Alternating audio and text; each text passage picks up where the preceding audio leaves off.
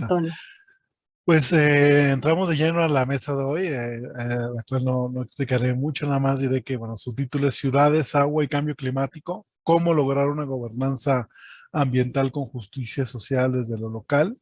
La idea es que abordemos los retos de organización social, de distribución del poder y arreglos institucionales para la construcción de una gobernanza democrática ante el escenario del cambio climático que incide en la distribución justa de los recursos naturales, entre ellos el agua, ¿no? Y otros bienes públicos, sobre todo poniendo en el centro la dignidad humana y comprometiendo obviamente comprometiéndonos con la sustentabilidad medioambiental en las ciudades de América Latina. Y bueno, hemos invitado a una serie de expertos de aquí, bueno, México y internacional, en el caso pues de quien nos acompaña, ¿no? En este caso, primero le daré la voz a la doctora Marcela López Vallejo Olvera, profesora de la Universidad de Guanajuato, de Guadalajara, disculpen, es que eso de UDG también nosotros somos igual. Igual me da mucho gusto tener a Marcela, con el gusto de participar por primera vez con ella, y espero que obviamente sea la primera de muchas. Estoy bueno, viendo que es profesora del Departamento de Estudios del Pacífico de la Universidad de Guadalajara, precisamente del Centro de Ciencias Sociales y Humanidades de esta institución. Ella es doctora en Relaciones Internacionales por la Universidad de las Américas en Puebla, y ella se ha concentrado en Norteamérica, ¿no? De hecho, comentar que acá con Waterloo también ha trabajado gente de la UDG. Hace poquitas semanas estuvimos con Jaime Preciado en una actividad de la red Waterloo también. Y bueno, no me alargo mucho con su currículum, y más bien le doy la voz para que nos platique, pues bueno, un poco la perspectiva que tiene sobre esta relación entre ciudades, cambio climático, lo que se puede hacer, y bueno, en medida de lo posible, pues el tema del agua, si es que lo quiere abordar. Pero adelante, Marcela. Muchísimas gracias. Buenos días. ¿Me escuchan bien? Muchas gracias, Alex Caldera. Gracias por la invitación a la Universidad de Guanajuato, por supuesto al Instituto Mora, que voy a estar en unas semanas por allá, en un evento también. Gracias, colegas. Es un gusto verles por acá. Bueno, me voy a permitir compartir pantalla. Si en algún momento, por favor, se traba el internet, me avisan para dejar de compartir, porque a veces eso, pues eso alenta las aplicaciones, ¿no?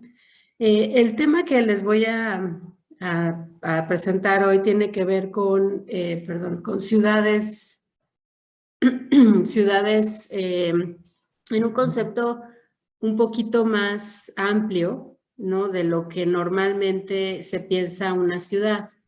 Sí, sí están viendo, ¿verdad? Ok. Yo siempre pienso en ciudades y me pregunto, ¿qué es una ciudad? ¿No? Y entonces, pues ahí empiezo a tener problemas, ¿no?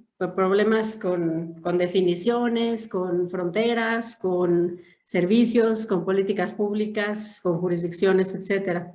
Entonces, ese tipo pues de problemas, ¿no? De definición me llevó a pensar en que las ciudades, para ser un poquito más eficientes, especialmente en el tema de manejo de medio ambiente, pues, y quizá en otros, tendrían que pensarse como ciudades regionalizadas, que es lo que voy a platicar el día de hoy con el caso del área metropolitana de Guadalajara para el tema de cambio climático. Ok.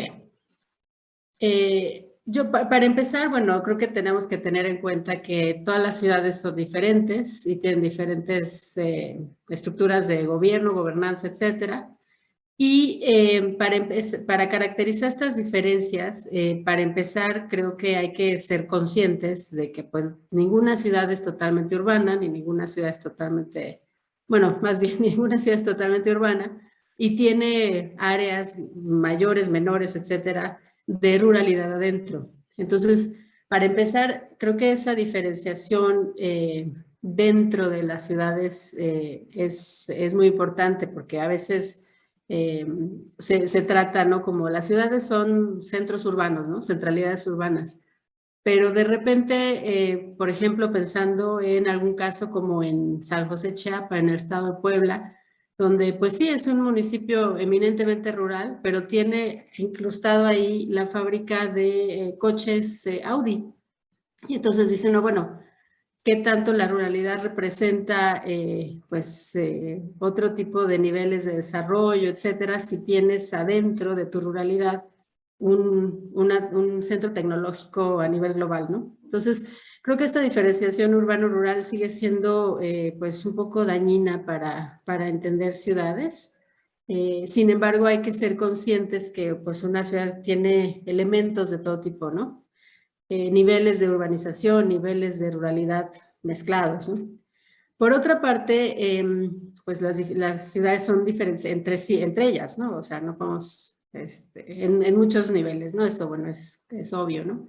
Pero como les decía, creo que adentro de las ciudades es el problema de definición, porque, pues bueno, de entrada con las conurbaciones o con todos estos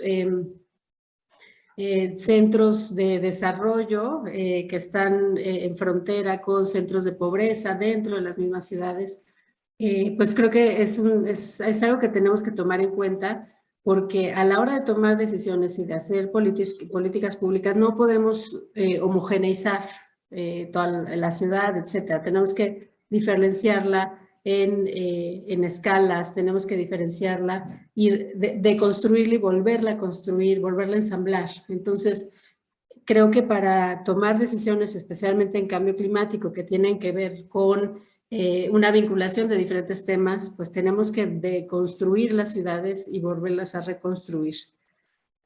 Por último, quisiera hacer un comentario de cómo las ciudades se relacionan con otras escalas de tomas de decisiones.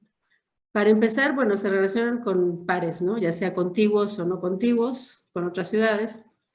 También se relaciona a nivel intergubernamental, es decir, con otros órdenes de gobierno, estas dos cosas pues es obvio, pero a veces no es tan obvio que las ciudades se relacionan a nivel transnacional. Y gracias a esta transnacionalidad se crean escalas de gobernanza que ayudan a tomar las decisiones incluso muy, muy locales y sobre todo a financiarlas. Entonces, estas ciudades diferenciadas en diferentes ámbitos son transnacionales también. Digo, aquí tenemos a una colega que viene de Naciones Unidas, ¿no? Entonces, creo que es algo pues que tenemos que tomar en cuenta y que tenemos que explotar un poquito más, ¿no? En las ciudades mexicanas. Entonces, para cerrar este concepto de ciudades regionalizadas, repito, creo que tenemos que desagregar el territorio dependiendo de las necesidades sociales dentro de este territorio. Y el medio ambiente es un factor para reconstruir ese territorio, este territorio de las ciudades. Las ciudades regionalizadas entonces, ¿no? Pues necesitan una extensión de normas, regulaciones ambientales para emparejar estas con las jurisdicciones ambientales, es decir, necesitamos pensar a las ciudades en términos regionales y definir de nuevo cuáles son estas fronteras, pero esa definición de fronteras tiene que ver con el medio ambiente, ni siquiera con el medio ambiente, incluso con pues los límites naturales de ciertos factores territoriales, ¿no? No podemos segmentar ríos, no podemos segmentar bosques, no podemos segmentar áreas naturales protegidas, etcétera, ¿no? En pos, como decía Concepción hace rato, pues pos del desarrollo, entre comillas, ¿no? Con inmobiliarias, con otro tipo de desarrollo que se supone que nos va a traer progreso, ¿no? Ahora, una vez establecido pues, el concepto de ciudades regionalizadas, es decir, ciudades que se extienden y que se delimitan conforme al tema ambiental, ¿no? Tenemos que pues, aplicar el caso a México, sin embargo, acuérdense que, bueno, todos sabemos que en México las ciudades como tal no son jurisdicción, sino seguimos con los municipios y por ahí decían que con la maldición de los municipios que no nos podemos acudir, seguimos municipalizados y entonces es un poco raro, ¿no? Hablar de ciudades cuando el orden de gobierno de implementación, de jurisdicción, de competencia, no son ciudades, son municipios como tal, que contienen una o más ciudades, ¿no? De diferente tamaño, etcétera. Entonces, creo que tenemos que apegarnos a la realidad para tomar decisiones y, por lo tanto, ¿no? Para aplicar el concepto de ciudades regionalizadas en México, pues la única salida que tenemos en la ley de población pues, son las zonas metropolitanas, ¿no? Entonces, por eso traigo a colación las zonas metropolitanas, porque son un ejemplo adecuado a nuestra realidad jurídica de una ciudad regionalizada. Es lo más cercano que tenemos hasta hoy de una ciudad regionalizada. Una zona metropolitana, según el INEGI, ¿no? Pues es un conjunto de 2 o más municipios, donde se localiza una ciudad de 5,000 o más habitantes, y lo importante es esto, ¿no? Cuyas funciones y actividades rebasan el límite del municipio que originalmente lo contenía. Creo que por ahí hay un micrófono prendido. Ok, gracias. Entonces, bueno, la zona metropolitana, digamos que incorpora como parte de sí misma o de su área de influencia directa a municipios vecinos, predominantemente urbanos, con los que mantiene un alto grado de integración socioeconómica. Por supuesto, esta definición es muy amplia, pero creo que nos pone el punto en algo importante, que es que están vinculadas estas áreas de influencia directa, ¿no? Aquí dice predominantemente urbanos, pero bueno, finalmente sabemos que no siempre es así, ¿no? Entonces, las zonas metropolitanas, para mi interpretación, pues tienen que ver con la regionalización que nos permite en México nuestra ley, ¿no? Y el caso que les presento es en la zona metropolitana de Guadalajara. Pues muchos conocen, por supuesto, esta zona. Está compuesta por 9 municipios, siendo los más poblados, los que tienen más ingresos, más desarrollo, etcétera, Guadalajara y Zapopan. Sin embargo, están todos los otros 7 municipios vinculados funcionalmente con Guadalajara y Zapopan. Ixtlahuacán, Juanacatlán, Tlaquepaque, Tonalá, Tlajumulco, Zapopan, Zapotlanejo, El Salto, ¿no? Y Guadalajara.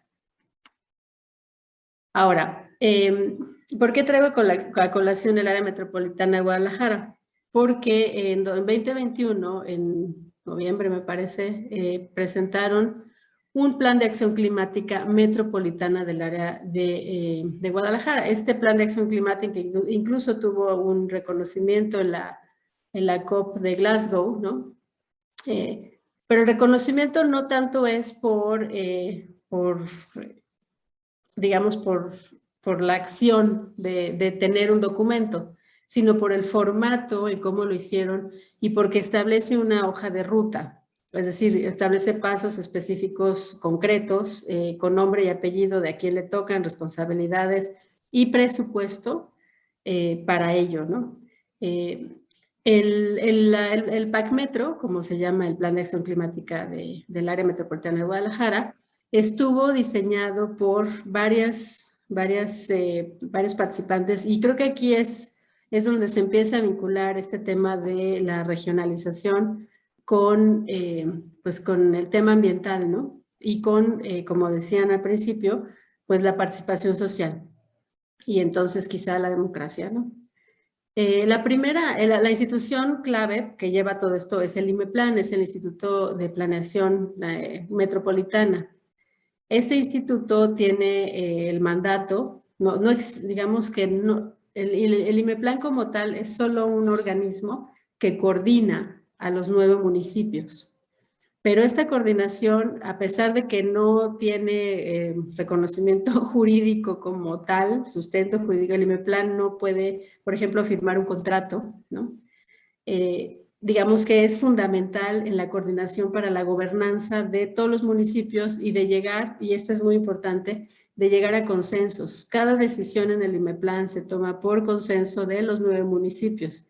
Esto, por supuesto, es una toma de decisiones quizá muy lenta, ¿no? Que algunos dirían un poco eficiente. Sin embargo, Creo que es importante en tanto que pues, es un área que comparte problemas ambientales y de otros tipos y que necesita estar de acuerdo, y entonces para estar de acuerdo pues tiene que bajar de municipios a sus localidades a través de procesos de consulta en cada uno de los municipios de cada uno de los temas. Entonces, sí es un proceso largo, engorroso, es tardadísimo, pero una vez que se logra, pues por lo menos hay representación y participación social, ¿no?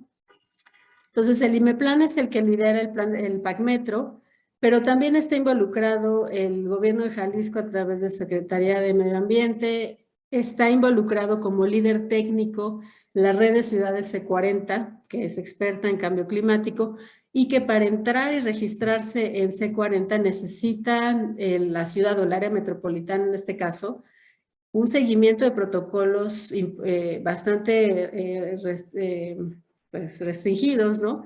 De entrada, digamos que los municipios que quieren entrar a C40 o las ciudades que quieren entrar a C40 necesitan inventarios de gases de efecto invernadero, ¿no? Cuestiones técnicas que, bueno, se dieron a la tarea de realizar en los 9 municipios, entonces conjuntar toda esa información y aplicar a participar a C40.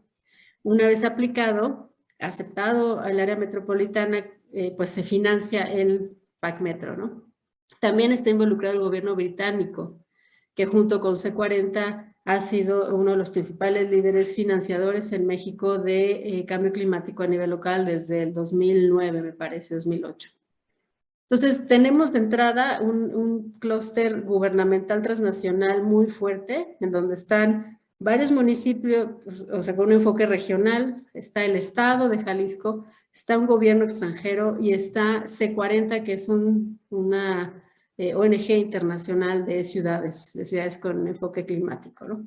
Pero además tenemos al Consejo Ciudadano Metropolitano y la Alianza para la Acción Climática de Guadalajara. Estas dos son organizaciones líderes en cambio climático aquí en la zona metropolitana de Guadalajara, pero tenemos una lista de 30 o más actores sociales de todo tipo relacionados con cambio climático, participando en el diseño del PACmetro. Entonces, creo que este es un ejemplo de cómo un enfoque de entrada regional con un enfoque transnacional para cuestiones financieras, técnicas e incluso para compartir conocimiento, etcétera, ¿no? Para difundir normas. Más la participación social, llegas a un producto de cambio climático que incluye pues a todos los actores sociales, y aquí ustedes dirán, bueno, me está faltando uno que es de iniciativa privada. La iniciativa privada también participó, pero digamos que de forma, digamos en el cuarto de al lado, como se dice, ¿no? Como observador, porque bueno, pues desgraciadamente la iniciativa privada a veces tiene agendas propias y no está tan de acuerdo con la restricción, la regulación, ¿no? Especialmente, como decían, en el tema del agua, ¿no?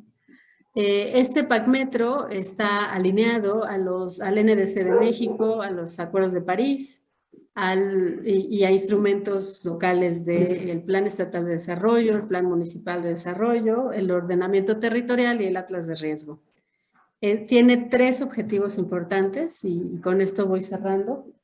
El primero es mitigación, ¿no? En mitigación, y como pueden ver, tiene estrategias, metas, indicadores, acciones. Por eso es una hoja de ruta, ¿no? En la mitigación se enfoca en movilidad, o sea, transporte, uso eficiente de energía, suministro de energía renovable, que ahorita está un tanto en hold, ¿no? Porque, pues bueno, por regulaciones federales.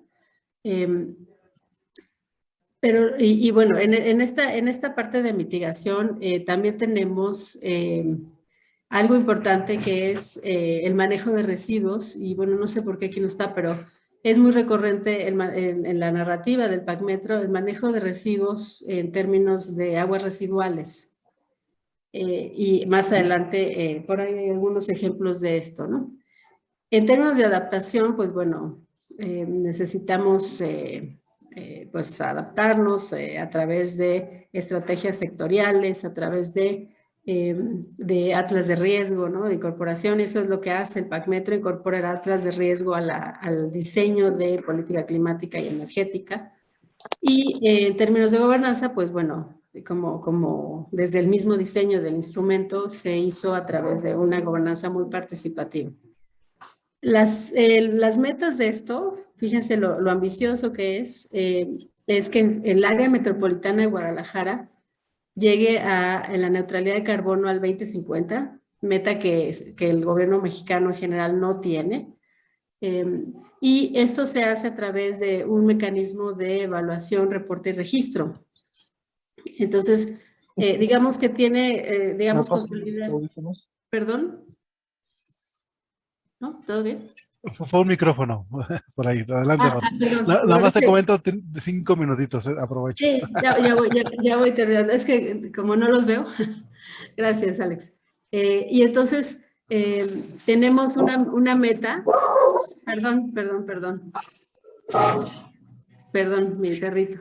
Tenemos una meta. No te apures, adelante. Son gajes del oficio del home office.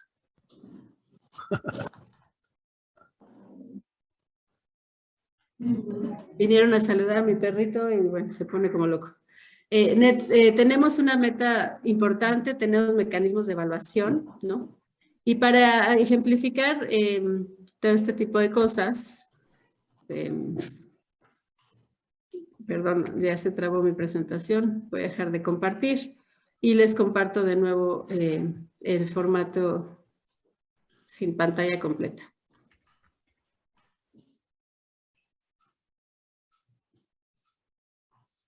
Permítanme. Ay. Ahí está. Bueno, tenemos un inventario de gas de efecto invernadero de toda el área metropolitana, lo cual es muy importante por, como les digo, la regionalización del tema climático. Aquí está lo de aguas residuales acá abajo. Y está vinculado, o sea, para el PACmetro, agua está vinculada a residuos, ¿no? Sin embargo, por supuesto, hay retos de este PACmetro que a pesar de que está muy bien diseñado y tiene muchas metas, instrumentos, etcétera, tiene 3 grandes retos que creo que hay que subsanar, igual con este enfoque regionalizado. Uno, hay áreas rurales insertas en el área metropolitana que no se ven reflejadas en las metas, es decir, este PACmetro está muy enfocado en el concepto de lo urbano, de la urbanización, etcétera, por el argumento pues, de que gran parte de la población vive en áreas urbanas, ¿no? Pero como seguimos con municipios, pues dentro de los municipios hay, digamos que puntos pues, regionales que no son urbanos y que necesitamos incluir en este modelo de gobernanza, ¿no? 2, y esto es algo creo que bastante ad hoc para el foro, el tema del agua solo está vinculado, como mencioné, a aguas residuales. No hay más referencia. Y digo, esto lo confrontamos con un problema histórico aquí en el área metropolitana de Guadalajara, que es el río Santiago. El río Santiago es uno de los ríos más contaminados del país. Se dice que se trata 78% del agua, sin embargo, pues esta es la solución a un problema, ¿no? Pues de cargas y de desechos, especialmente empresariales e industriales. Por un lado, y por otro lado tenemos inundaciones brutales en el área metropolitana, ahora sí que en las ciudades, en lo urbano, y en otros lados falta el agua. Entonces, creo que este PACmetro falla en no vincular al tema del agua en términos comprensivos, en términos completos, con las estrategias de adaptación, por lo menos, ¿no? Y de mitigación, pues bueno, no, ahí no tiene casi nada que ver. Como les digo, solo está vinculado con residuos. Y la última es el refuerzo a la protección de áreas naturales protegidas. En tanto, hay desarrollo urbano irregular y urbano irregular me refiero a asentamientos irregulares de gente que pues no tiene muchas opciones y se va a lugares despoblados y poco a poco pues va haciendo su casita, va construyendo ahí y va pidiendo servicios. Pero por otro lado están todos los proyectos inmobiliarios, ¿no? Es famosa la quema del Cerro de la Primavera cada abril y mayo pues para las inmobiliarias, ¿no? Para seguir desarrollando proyectos inmobiliarios, ¿no? Aquí nos hace una fotito del río Santiago. Y por ejemplo, aquí el área natural protegida de áreas naturales protegidas son las áreas verdecitas, las amarillas son las áreas de protección y las color turquesa son las áreas de crecimiento poblacional, de desarrollo, etcétera, sobre las áreas naturales protegidas, ¿no? Entonces, todo esto, por ejemplo, no está en el PACmetro, que bueno, también no se le puede echar la culpa al cambio climático de todo, pero con un instrumento de este tipo creo que había que incluir, ¿no? Entonces, nada más para concluir, medio ambiente y cambio climático son un reterritorializador de normas, es decir, pueden redefinir las fronteras de la toma de decisiones. La regionalización, por lo menos en el caso que les presento, pues era necesaria por lo intrínseco de las relaciones. Ahí la gobernanza global, en este caso C40, gobierno británico y algunas otras instituciones, son importantes ya sea o para complementar o para incluso sustituir presupuestos para llevar a cabo estas cosas. La inclusión social en todo el proceso es fundamental. C40 tiene protocolos para eso, tiene mecanismos de evaluación, reporte, registro y finalmente algo importante pues es ya tenemos este instrumento muy bien diseñado con presupuesto, pues ahora hay que poner atención a la implementación. Y con esto quiero terminar. Muchísimas gracias. Muchas gracias, Marcela. La verdad, muy interesante. La verdad es que bueno, muy paralelo con lo que hemos visto por acá de León, que bueno, seguramente Flavia, que es la que le toca, dirá algunas cosas, ¿no? Flavia Guerra, pues es profesora de la Universidad de Naciones Unidas en Alemania. Ella trabaja sus temas de interés, es política energética, nuevos modelos de gobernanza, transiciones hacia la sustentabilidad, y ya tiene un doctorado en ley energética y política pública por la Universidad de Hull en Reino Unido. Y pues bueno, estamos colaborando actualmente en un proyecto bueno, coaliciones transformadoras urbanas que precisamente quieren hacer convergencia, ¿no? De una nueva gobernanza en torno a la atención al cambio climático desde las ciudades, ¿no? Que como sabemos, pues ahí es donde está el principal reto. De entrada, pues son las que emiten el 70% de las emisiones, pues, que están bueno, generando, pues, esto. Entonces ahí hay mucha oportunidad. Y bueno, el tema agua para nosotros ha sido importante y por ahí es donde entramos, de hecho, nosotros como equipo de trabajo. Pero bueno, dejaré a Flavia que ella nos platique. Adelante, Flavia. No, gracias, Alex. Buenos días a todos y a todas. Como dije, Alex, mi nombre es Flavia Guerra. Yo soy investigadora de la Universidad de Naciones Unidas. Primeramente, agradecerte, Alex, y también a Daniel por la invitación para estar aquí compartiendo con vosotros un poquito de nuestro proyecto de TUC. Tiene este nombre súper largo, Coaliciones Urbanas Transformadoras, catalizando las asociaciones urbanas para impulsar la transformación sistemática o sistémica hacia la sostenibilidad. Nosotros utilizamos sostenibilidad y sustentabilidad como sinónimos, así que para avisarlos antes.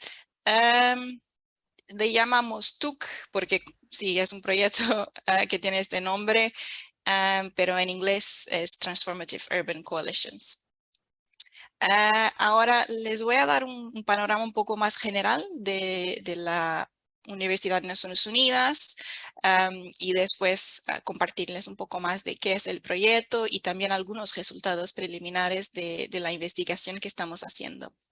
Para quien no nos conoce, la Universidad de las Naciones Unidas es como el brazo académico de la ONU. Tiene su sede en Japón, pero hay muchos institutos, como pueden ver, casi 20 distribuidos en todo el mundo, que trabajan temas distintos sobre supervivencia, desarrollo y bienestar de la humanidad.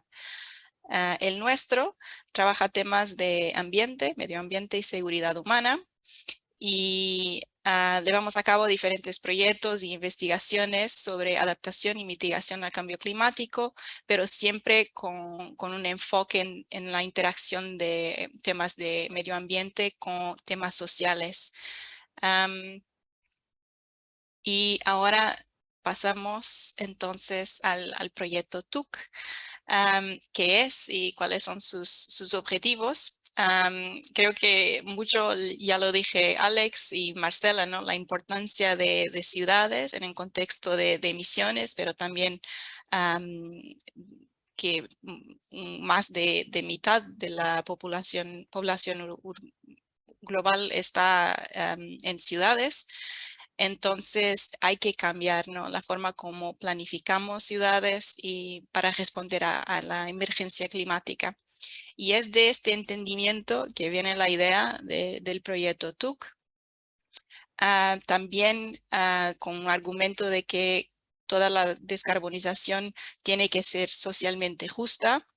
Entonces las transformaciones hacia sostenibilidad tienen que ser inclusivas y estar impulsadas por las necesidades de diferentes actores, no solo del sector público, de gobierno, pero también, y quizás más importante, de las comunidades, de los ciudadanos.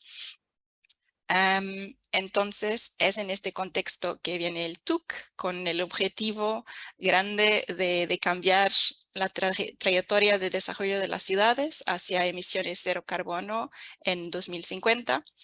Y modificando estructuras no solo sociales como tecnológicas y políticas que están reforzando ahora mismo las urbanizaciones con altas emisiones y un uso intensivo de recursos. Es un proyecto que empezó en 2021, el año pasado, y que va hasta 2026 y tiene fondos de la Iniciativa Internacional del Clima del gobierno alemán. Estamos trabajando, como pueden ver en el mapa, en 5 ciudades, en 3 países, incluso en México, como decía Alex, en León y en Naucalpan. Y trabajamos en un consorcio con distintas organizaciones. La Universidad de Naciones Unidas y nuestro instituto en particular lleva la coordinación global del proyecto junto con WRI Global, el World Resources Institute, pero también trabajamos con el Instituto de Desarrollo Alemán y el Instituto Internacional de Medio Ambiente y Desarrollo. También con sus oficinas locales, ¿no?, que tenemos parceros en cada una de las ciudades, en cada uno de los países. Trabajamos con WRI Brasil y WRI México. ¿Y cómo lo hacemos? Tenemos en el centro del proyecto la metodología de laboratorios urbanos, que son en cada una de las 5 ciudades. Estamos estableciendo estos laboratorios, que son espacios que promueven la experimentación y el aprendizaje colaborativo, buscan desarrollar metodologías participativas y crear resultados innovadores.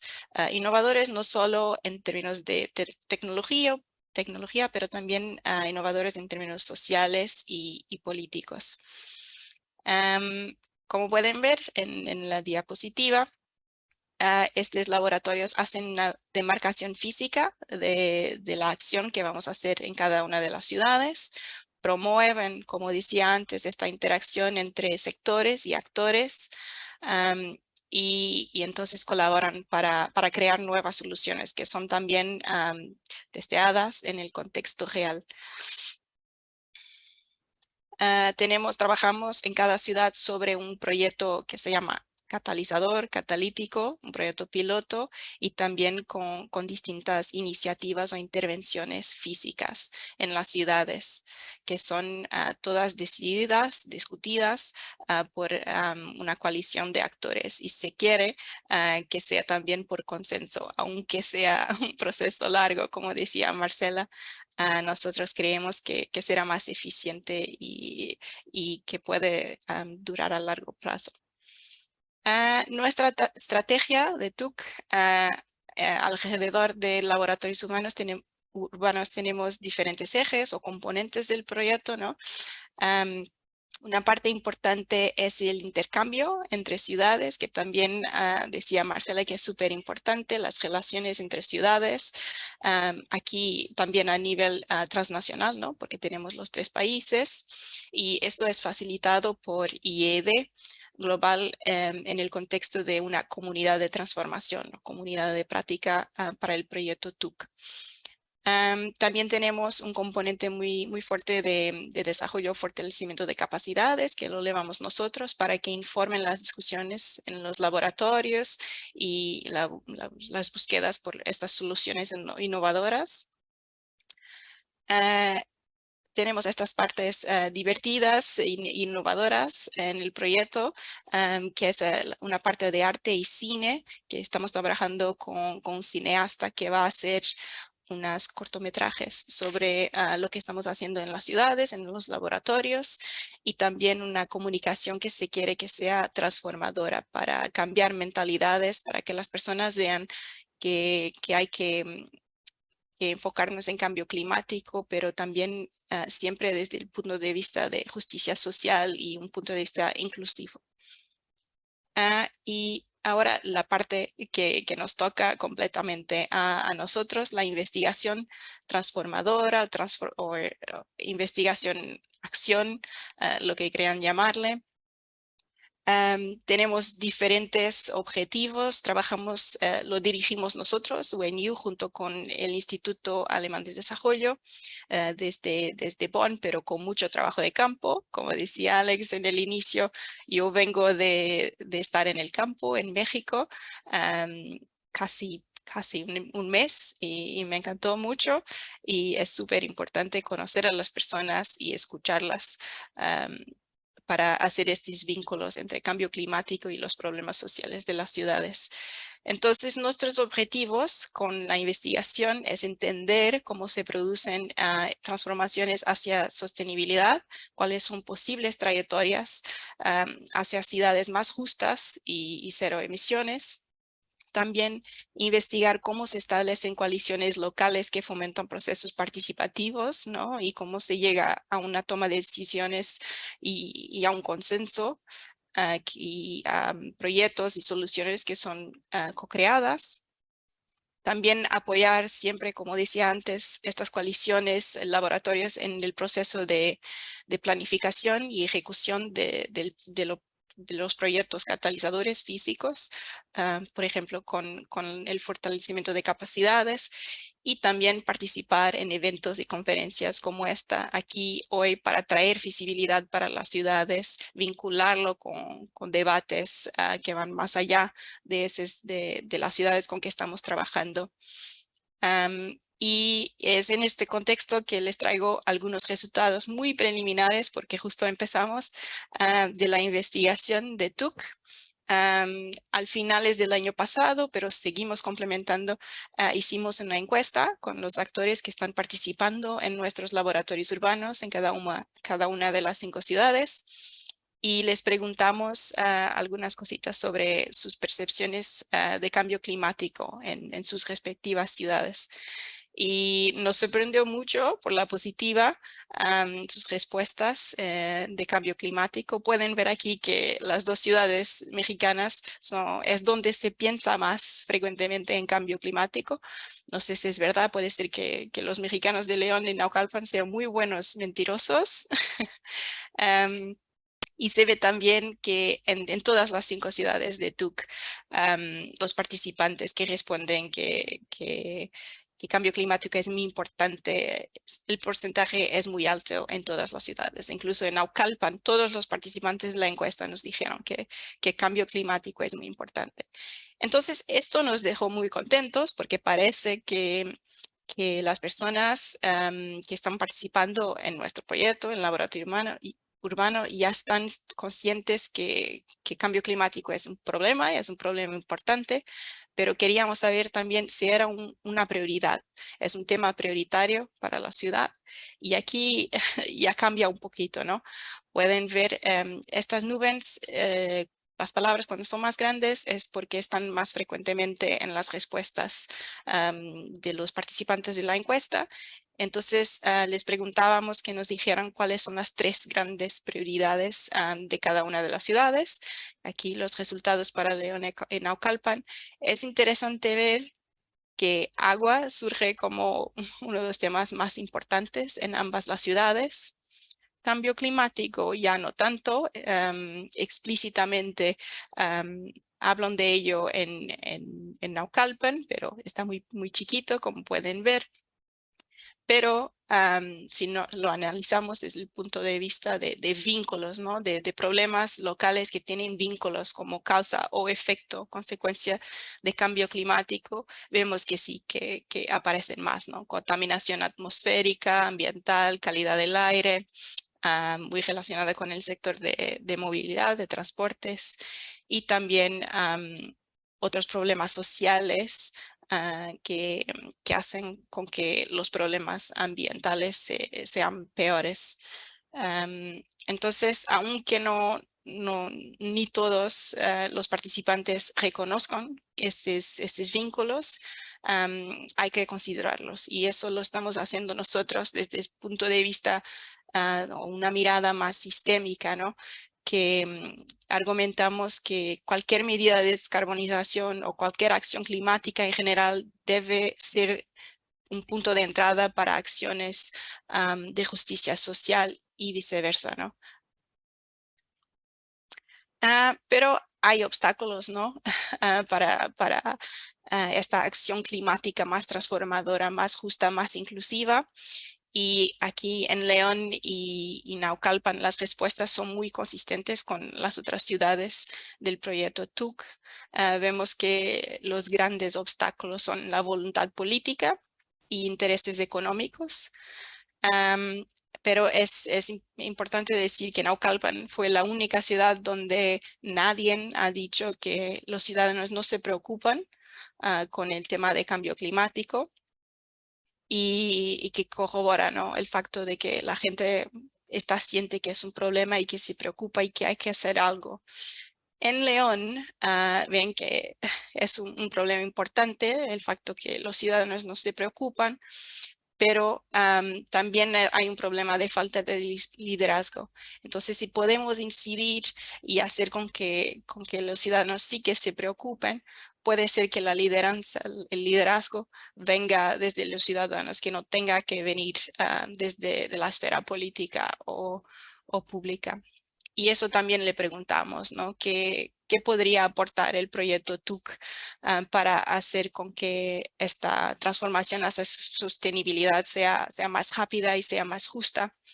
Y eso nos decía, ¿no? Que valoran las oportunidades que podemos traer para fomentar reconocimiento por parte de otros actores, sea desde el municipio, pero también entre la comunidad, estimular intercambios de experiencias y aprendizajes, darle visibilidad al proceso y al proyecto con exposición global. Y ahí estamos muy bien posicionados nosotros de UNU. Y en general, en eso estamos ahora mismo en los laboratorios, porque creemos que el intercambio de experiencias y este fortalecimiento de capacidades y los conocimientos científicos y técnicos son puntos de entrada muy importantes para nosotros. Y los dejo así. Tenemos la página web si quieren seguir el progreso del TUC. Y nada, darle muchas gracias. Mucho gusto en participar. Gracias, Flavia. La verdad es que muy interesante, pues estos resultados que luego pues ya son más bien de la opinión y las percepciones, ¿no? Que obviamente la información con la que se cuente ya va mucho más allá. Pero bueno, para empezar la plática está muy bien. Y bueno, le voy a dar la palabra a Jaime Sainz, que bueno, es profesor del CIDE en Región Centro, aquí vecino de nosotros en Aguascalientes. Él es doctor en Ciencias Ambientales por la Universidad de California, Santa Bárbara. Es politólogo de formación y sus temas pues son economía política de desastres naturales, conflictos por el agua, cambio climático y valoración económica. Entonces, bueno, adelante, Jaime. No se te escucha, ¿eh? El micrófono. Ahí está. ¿Ya se escucha? Sí, ya. Perfecto. Muchísimas gracias, Alex. Muchas gracias a la Universidad de Guanajuato.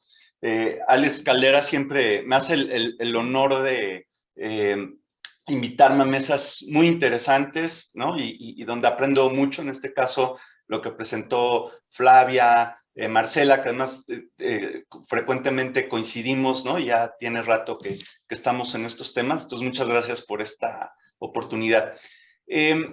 Voy a tratar de ser muy sucinto para aprovechar que estamos aquí los cuatro y hay una audiencia para dialogar, ¿no? Para buscar más el diálogo. Con miras a eso les voy a contar, contra las reglas quizá de la buena narrativa, les voy a contar el final, a lo que quiero llegar o mi punto principal con este tema del nexo agua, energía y suelo en la política climática de los gobiernos locales en México. Creo que en general cuando hablamos de política climática y lo relacionamos con agua, pensamos muchas veces en cuestiones como la que menciona Marcela, ¿no? El tema de aguas residuales. También pensamos en temas de adaptación a cambio climático. Y en general creo, y esto es algo que ha sido discutido recientemente en la literatura sobre política ambiental, se piensa en agua desde la perspectiva de cambio climático. Pero aquí la propuesta es un poco hacerlo al revés, pensar en cambio climático de la perspectiva del agua, ¿no? Y poner siempre en el centro el nexo agua, energía y suelo. Digamos, esto no es una propuesta mía, sino que yo la comparto y está en la discusión académica en estos últimos años. Y voy a tratar de explicar a qué se refiere muy brevemente, ¿no? Repito, esto yo creo que está para una conversación ya mucho más detallada, pero aquí podemos tener una conversación general y conectarlo con lo que platicaron Marcela y Flavia también. Creo que la política en general de cambio climático en los municipios, en los estados, en los países, pues viene, ¿no? de una gran influencia por los grandes acuerdos internacionales, ¿no? Como bien conoce y ha expuesto Marcela, ¿no? El panel intergubernamental de cambio climático, la convención marco, ¿no? O sea, todo eso, digamos, va irradiando, va bajando hacia otros órdenes de gobierno.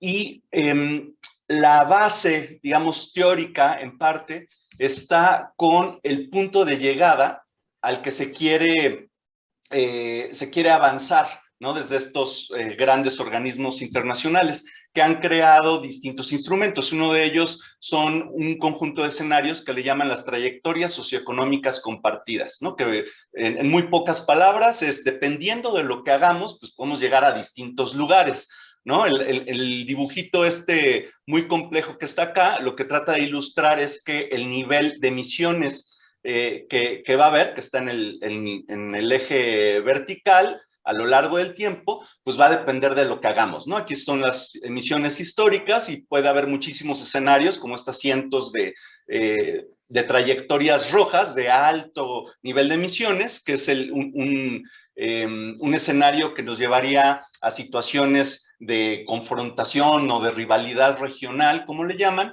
y también escenarios deseables o a los que estamos intentando llegar con todas estas propuestas de política climática, y que es el conjunto de escenarios más dentro de las líneas azules, ¿no? O sea, podemos tener distintas combinaciones de cosas en función de lo que hagamos, ¿no? Entonces se trata de llegar a un escenario de sostenibilidad en lugar de uno de rivalidad regional.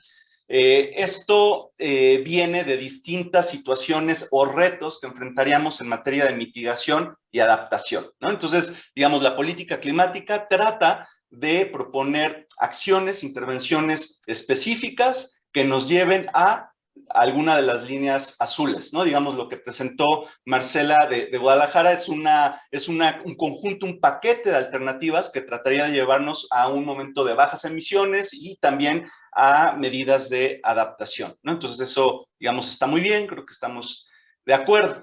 Ahora, ¿cuál es la visión distinta o el matiz distinto que se está debatiendo en algunos círculos académicos?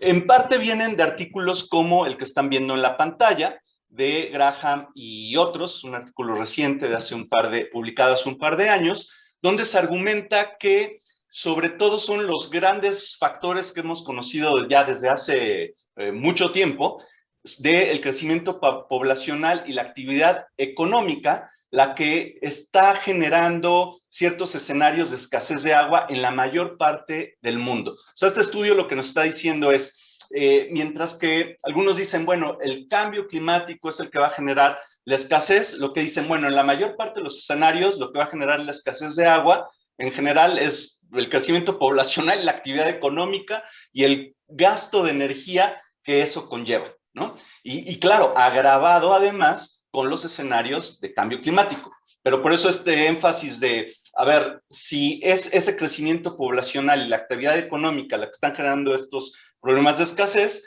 pues pensemos en la política climática desde el punto de vista de cuánta agua se necesita para generar esos escenarios. Y hay un artículo muy interesante, muy reciente, de 2021, aparecido en la revista Nature, donde para ilustrar el punto que les digo, ¿no? Que hay que pensar en la política climática desde el punto de vista de los requerimientos de agua que tienen esos escenarios, es esto que está aquí. Voy a tratar de sintetizarlo. Lo que estamos viendo a la izquierda son escenarios de cómo se distribuye la energía por fuente, ¿no? Por fuente de producción. Digamos, abajo tenemos petróleo en general y carbón, ¿no? Una producción de energía basada en combustibles fósiles y bajo una política de inacción climática, lo que tendríamos entre 2010 y 2050 es un incremento, ¿no? en el uso de esas fuentes fósiles. En una política con intervenciones de política climática, lo que tendríamos es una reducción de esas fuentes fósiles y un aumento de energía producida con biomasa, con geotérmica y otras energías que emiten menos, ¿no? O sea, por unidad de energía. Entonces, digamos, en eso consiste la política climática, en una serie de acciones, por ejemplo, lo que vimos en Guadalajara en materia de movilidad, de desarrollo urbano, que van a generar menos emisiones de CO2, ¿no? Y eso también está muy bien. Donde, digamos, es el pero o el matiz importante en la siguiente gráfica. Otra vez tenemos el escenario sin política climática y el escenario con política climática, pero en este caso estamos viendo cómo se distribuye el consumo de agua, el consumo de agua por sector, ¿no? Digamos el municipal, el industrial, manufacturero, la irrigación, la energía primaria. Ahí vemos, por ejemplo, que la irrigación es el más alto, ¿no? En la política, en el escenario sin política climática, ¿no? Incluso aumenta en el 2050, o sea, con mayor población, mayor capacidad económica. En general, pues necesitamos irrigar más o utilizar más agua para producir el alimento, ¿no?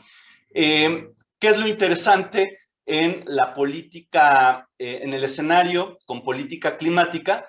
Pues que no cambia mucho, ¿no? La irrigación sigue siendo lo importante, ¿no? La producción de electricidad también sigue siendo importante, pero incluso aumenta, ¿no? La necesidad de agua para generar esos escenarios, ¿no? Entonces, digamos, aquí el matiz muy importante es pensemos en las propuestas de política climática, cuánta energía se está consumiendo, cuántas emisiones se están generando, que es lo que típicamente se piensa y así están elaborados los escenarios, pero también pensemos en el vínculo con agua y con suelo, ¿no? Entonces, el gran argumento es que aunque pensamos mucho en agua desde el punto de vista de adaptación, hay que pensarlo también en las estrategias de mitigación, qué tanta agua se va a consumir. Y eso está directamente además relacionado con ya los problemas de agua que se enfrentan ya en los contextos locales. Pensemos, por ejemplo, en el caso de Guanajuato. Aquí está el listado de retos. Seguramente Alex puede aumentar la lista muchísimo, pero son en general, digamos, los temas identificados por entrevistas que hemos hecho en un proyecto junto con Climate Group y la Secretaría de Medio Ambiente y Ordenamiento Territorial de Guanajuato, y de un estudio que hizo Polea, un estudio muy interesante a tomadores de decisión. Y los retos, en el caso de Guanajuato, están muy relacionados con este problema del volumen de agua que se consume. En México y yo diría que en la mayoría de los países, en el sector agroindustrial se consumen más o menos como entre más o menos 3/4 partes de los usos consultivos del agua. Es muchísimo, ¿no? 75%, y en Guanajuato es aún mayor, es todavía más importante, más del 80%. Además, Guanajuato es uno de los primeros lugares en desertificación, hay un fuerte problema de contaminación de agua. Pensemos también en los problemas, por ejemplo, de descargas de aguas residuales del río Laja. Estamos hablando de agua con metales pesados. Hay una gran cantidad de pozos irregulares, esto hay que subrayarlo bastante, es un problema de gobernabilidad, ¿no? Dado que parte de los grandes temas del foro es la gobernanza. Esto es un notorio problema de gobernanza, ¿no? En el sector industrial y la industria del zapato, de la piel, hay un problema de irregularidad en los pozos, ¿no? Y incapacidad de controlarlo, ¿no? Hay un uso agroindustrial intensivo en agua, ¿no? El tipo de cultivos, digamos, no refleja la escasez de líquido. Hay gran cantidad de descargas residuales fuera de norma. Hay plantas de tratamiento sin utilizar y sin mantenimiento, y aquí, como bien sabrán muchos de ustedes, esto que estoy diciendo aquí de Guanajuato se puede decir de muchos lugares de México, ¿no? Digamos, quizá los matices, los énfasis cambian, pero es una constante. Y falta de reuso y reciclaje de agua, ¿no? Entonces, desde el punto de vista local, la propuesta es, cuando hablemos de política de mitigación o de adaptación, hay que pensar en todo esto, ¿no? Cómo cada una de las intervenciones impacta en estos problemas que existen en Guanajuato. Y aquí en la lista identifico algunos actores gubernamentales, estatales y municipales, ¿no? Obviamente me faltan actores fundamentales, ¿no? Igual que en el caso de Guadalajara, del sector social y empresarial, ¿no? Pero era solo para ilustrar un poco la complejidad. No estamos hablando de la Comisión Estatal de Agua en Guanajuato, de la ESMAOT, del IPLANEC, de la Secretaría de Desarrollo Agroalimentario, ¿no? De la Procuraduría Ambiental, de Zapal, que es un organismo operador de agua público, pero que tiene características interesantes, semejantes, tiene criterios como empresariales también, ¿no? Es un caso muy interesante en México el de Zapal. Y aquí lo voy a subrayar en un minuto.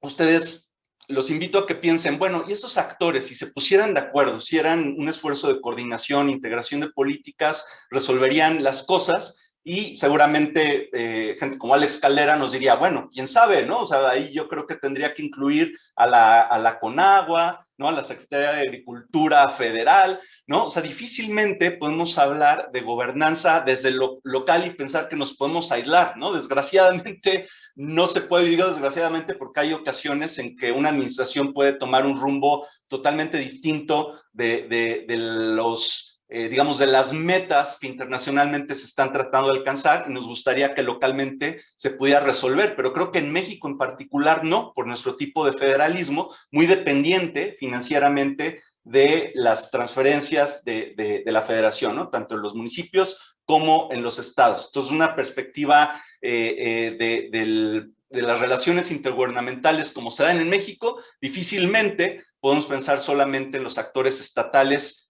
y municipales. Bueno, algo que aquí esto nos puede llevar un montón de tiempo, ¿no? Y lo puse un poco para esa última línea como para provocar, ¿no? De conversación, es qué acciones se van a tomar en el día cero, ¿no? En León, Salamanca, Irapuato y otras ciudades de Guanajuato. Aquí el día cero, ¿no? Entre los interesados en agua, se refiere a ese día, para ponerlo en pocas palabras, peor que en Monterrey, ¿no? O sea, Monterrey se queda corto con el día cero, ya ni siquiera, digamos que Monterrey lo podemos ver como un caso donde ya de repente la política a la que están acostumbrados los grupos vulnerables o las colonias vulnerables de tandeos, ¿no? Permanentes, lo que está pasando en Monterrey es que ahora pues todos son vulnerables y todos reciben ese tandeo. Bueno, pues el día cero es peor, ¿no? Ya incluso no se podrían proveer esos tandeos y a lo mejor no serían días exactamente apocalípticos, pero días muy difíciles de tratar de abastecer el agua con estrategias ya totalmente fuera de la caja, ¿no? Aquí en Aguascalientes, ¿no? Un amigo, Alex y mío, siempre habla, ¿no? Bueno, el día cero en Aguascalientes, ¿qué vamos a hacer? ¿Cuál es la fuente de agua adicional que va a cubrir las necesidades, por lo menos las más básicas, ¿no? Entonces, creo que en general hay que pensar, bueno, en estas ciudades mexicanas, donde ya el día cero no parece tan de ciencia ficción, ¿qué es lo que vamos a hacer, ¿no? ¿Cuáles son las políticas que hay que llevar a cabo? Y en ese punto me voy a poner así muy vieja escuela de política pública, ¿no? Hace rato vimos cosas así recientes de hace unos años, pero creo que lo básico es lo importante, ¿no? Como Alex bien sabe, ¿no? Desde hace muchos años seguimos los principios de Barda, ¿no? De que, a ver, nuestras alternativas de política las debemos de mapear, ¿no? Tenemos que listar esas alternativas de política y establecer los criterios con los cuales vamos a analizar los resultados posibles o proyectados de esas alternativas de política, ¿no? Entonces, la lista, y tenemos una serie de criterios. Los criterios son, por ejemplo, qué tan eficaz van a ser esas políticas en resolver lo que creemos que es importante. Lo que creemos que es importante puede ser, por ejemplo, reducir la brecha entre oferta y demanda de agua, pero hay otras cosas. También nos importa la equidad, el derecho humano al agua. Esos son criterios que intrínsecamente nos interesan y cada alternativa debemos de proyectarla. ¿Qué va a pasar con esos factores que nos interesan con cada una de las políticas probables? Y además hay una serie de restricciones o límites, ¿no? Por ejemplo, hace rato mencionaba el federalismo centralista, por llamarle de alguna manera, que parece oxímoron, pero es un federalismo centralista mexicano. Eso es pues es una restricción que hay que tomar en cuenta. Entonces, mi propuesta de vieja escuela de política pública es que tenemos que mapear, ¿no? Las alternativas contra los criterios considerados importantes y hacer un mapa de la ignorancia que tenemos. ¿Por qué ignorancia? Porque cada alternativa que se nos ocurra, si tenemos que decir qué va a pasar en el futuro desde el punto del criterio, del punto de vista de qué va a pasar con el consumo de agua, de energía, cambios de uso de suelo, pues posiblemente no lo sepamos. O sea, tal vez no hay un estudio que se haya hecho para Guanajuato o específicamente para Irapuato, Salamanca o Guanajuato capital o León. Y entonces hay que al ser a lo mejor o un estudio que puede llevar mucho tiempo, o quizá un ejercicio de licitación de expertos para poder hacer la proyección, pero necesitamos mapear todo eso para poder realmente tomar decisiones. Y esa toma de decisiones, y aquí yo voy a ser muy pesimista, yo espero que mis colegas me digan, no, hay factores que te deberían de hacer pensar de manera más optimista, pero yo lo que creo es que debemos de tener todo esto listo para cuando se acerque el día cero, y entonces va a ser tan crítica la situación que muchas resistencias de los grupos de interés que actualmente existen, pues van a ser sobrepasadas por la situación. Es decir, lo que estoy revelando en este momento es que creo que no vamos a hacerlo sin esos momentos críticos. Es lo que estoy diciendo así de pesimista.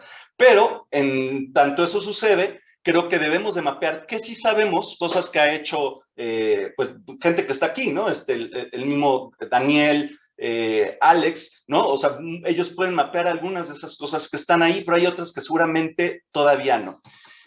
Para ser muy concreto y no tomar tanto tiempo, voy a ejemplificar con un par de alternativas de política. Si nosotros en un foro preguntamos, bueno, ¿qué hacemos? Ya vimos el escenario, está todo terrible. ¿Qué es lo que hacemos concretamente y qué hacemos, por ejemplo, desde un municipio para resolver problemas del agua en contexto de cambio climático? Casi como una ley, es así como yo digo que es la ley del diseño de políticas públicas. Alguien va a decir que hay que capturar el agua de lluvia. Y está bien, ¿no? Es una alternativa importante. Pero lo que propongo es que pues hagamos lo que siempre recomendamos si damos una clase de política pública, ¿no? Analicemos de entrada qué pasaría con lo que nos interesa. Y aquí yo he argumentado que lo que nos interesa, entre otras cosas, es el nexo agua, suelo, energía. Entonces, ¿qué va a pasar con el agua, el suelo y la energía? En el caso del agua específicamente, ¿qué tanto va a aumentar nuestra capacidad de cerrar la brecha entre oferta y demanda de agua, ¿no? O en casos de energía, ¿qué tanto va a haber ahorros de energía para Zapal? Por ejemplo, para Guanajuato hay algunos números interesantes y parecen prometedores, ¿no? Para este tipo de ecotecnias. Ya en el punto de vista global, en general lo que se ha estudiado es que tiene muchas virtudes, digamos, pero no resuelve en buena medida el problema, ¿no? Entonces hay que ponerlo en la lista, cuantificarlo, donde rinde más frutos, ¿no? Para resolver problemas, pero dónde no, ¿no? Y dónde tenemos que hacer cosas que a lo mejor son más incómodas de hacer. Y tenemos que tener claro la parte del financiamiento, de factibilidad. Por ejemplo, en el caso de factibilidad política de ecotecnias o de cualquier tipo de política, creo que es importante identificar actores de veto, ¿no? Por ejemplo, hace rato veía en la percepción sobre cambio climático que se cree que un obstáculo es la falta de voluntad política. A mí, yo siempre sufro cuando hablan de voluntad política porque siento que hay algo que no hemos descubierto todavía, ¿no? O sea, ¿por qué falta voluntad política? O sea, como que sí entiendo que se refieren a casos donde técnicamente sabemos qué hay que hacer, presupuestalmente no es así inconcebible y sin embargo el tomador de decisiones no lo hace, ¿no? Entonces, pues lo que falta es voluntad política. Pero si escarbamos un poco más, normalmente hay otra cosa, ¿no? A lo mejor es lo otro que viene en la lista, ¿no? Que nos mostró Flavia de los grupos de interés, y son razones de estrategias políticas que generan un obstáculo, ¿no? Importante. Bueno, y a eso hay que tratar de ponerle nombre, ¿no? O sea, ¿qué hay detrás de esa falta de voluntad política? Perdón, Alex, ¿cuánto tiempo me queda? Sí, bueno, unos 3 minutos. Unos 3 minutos, perfecto. Entonces voy cerrando. Entonces, así como para las ecotecnias, creo que debemos de documentarlo así de ordenado como lo proponemos en las clases de política pública en una tablita de este tipo, ¿no? La tablita clásica. Y identificar temas que son pues, más incómodos, ¿no? Y que la razón por la que hablamos mucho de cultura del agua y de capturar agua de lluvia es porque muchas veces no queremos enfrentar ciertas cosas, ¿no?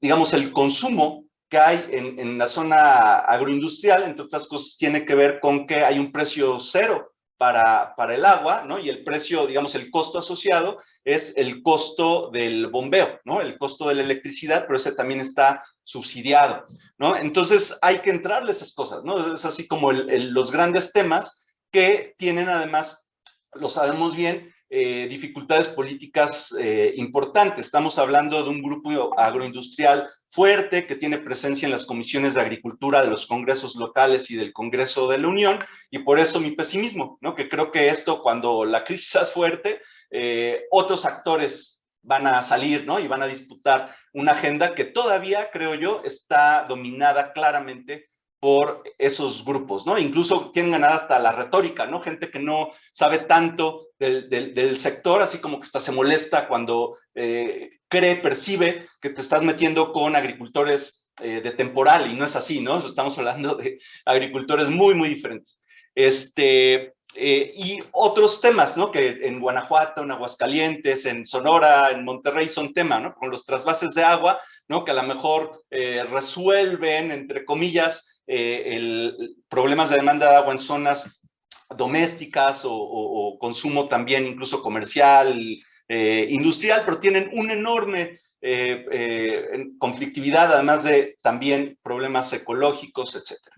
Entonces, básicamente eso es, ¿no? Sí, ser como vieja escuela de política pública y mapear los números, ¿no? Decir qué es lo que nos interesa, cuáles son las restricciones y estar listos para la propuesta cuando pueda ser bien recibida, ¿no? Que creo que va a ser un momento de crisis fuerte.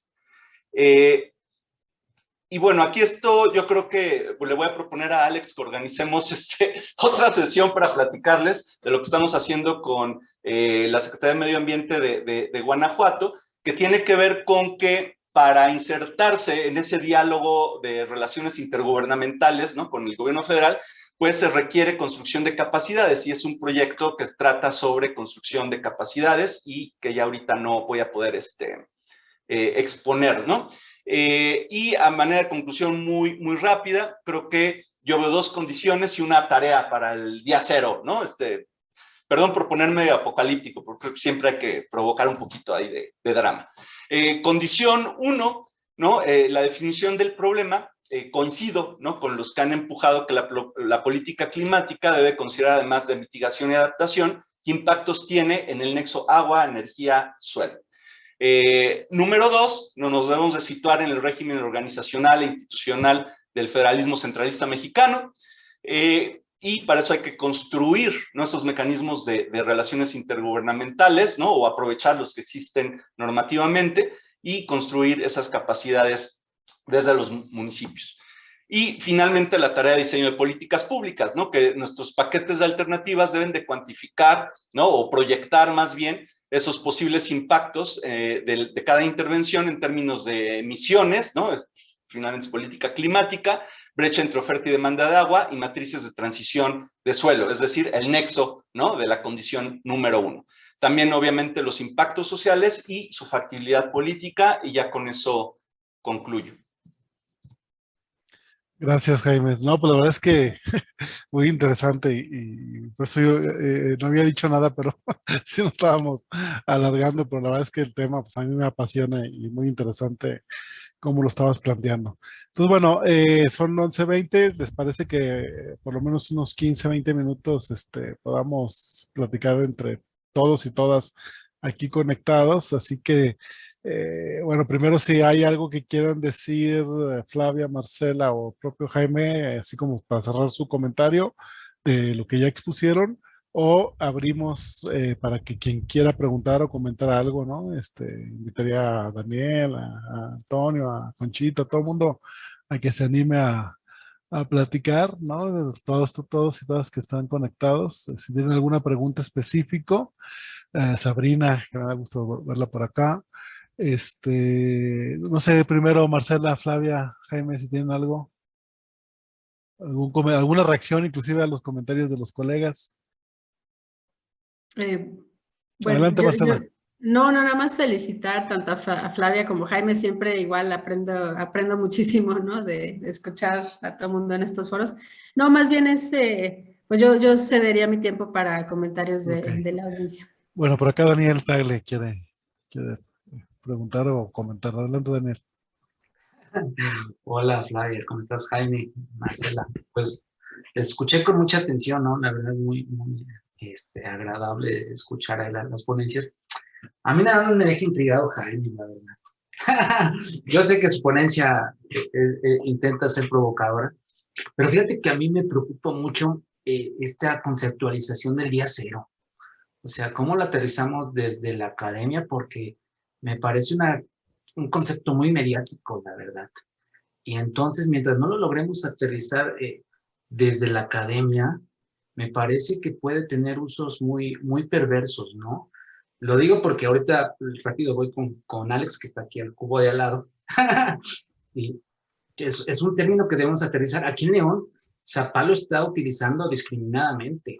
O sea, lo está utilizando, y digo de manera perversa, en donde lo que le interesa es corregir el comportamiento de usuarios domésticos para tener, digamos, o liberar volúmenes de agua que se vayan hacia usuarios industriales comerciales. Finalmente, a Zapal lo que le interesa es seguir vendiendo el agua. Y digo, me enfoco en Zapal porque pues, estamos, esta mesa es para León, ¿no? Digamos, por llamarlo así. Y el punto es que Zapal es un modelo corporatizado que hemos identificado por ahí. Le interesa mucho seguir generando crecimiento económico y el agua es una fuente esencial, ¿no? Ahí nos parece que está jugando mucho con este concepto con esta publicidad del día cero. Le está invirtiendo mucho dinero, pero su lógica es para favorecer, liberar volúmenes hacia estos usuarios, ¿no? O industriales comerciales. Y me parece ahí algo bien interesante, el tema de las ecotecnias, ¿no? Este tema de las ecotecnias como una forma, digamos, de abastecer y sustituir el tema del agua potable por agua de lluvia, pues es un tema bien interesante desde el análisis que venimos Alex y yo dándole de ecología política, ¿no? Finalmente, Zapala ahí tiene una resistencia súper enorme aquí en el caso de León, porque finalmente implica pérdidas económicas que pueden ser representativas. Alex y yo pusimos un sistema de captación de agua de lluvia en una empresa aquí, y en un año esa empresa dejó de pagar a Zapal por el agua de lluvia que sustituyó al agua potable o de municipal, 150,000 pesos, ¿no?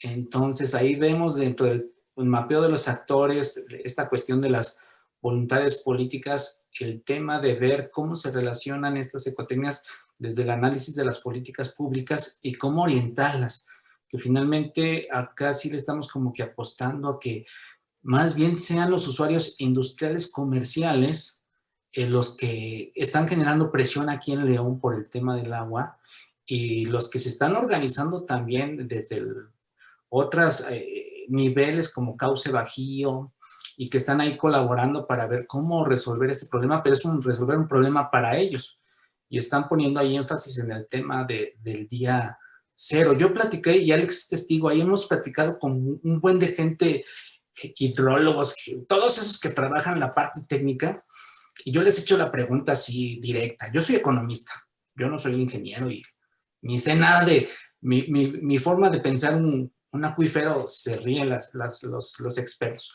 Pero le pregunté a los expertos, oye, ¿cuánta agua nos queda? Y expertos académicos, y Alex estuvo ahí, me dijo uno, Jean René, que ha estudiado mucho el acuífero del Valle, ¿no? Se les quedan 20, 25 años, así como van, ¿no?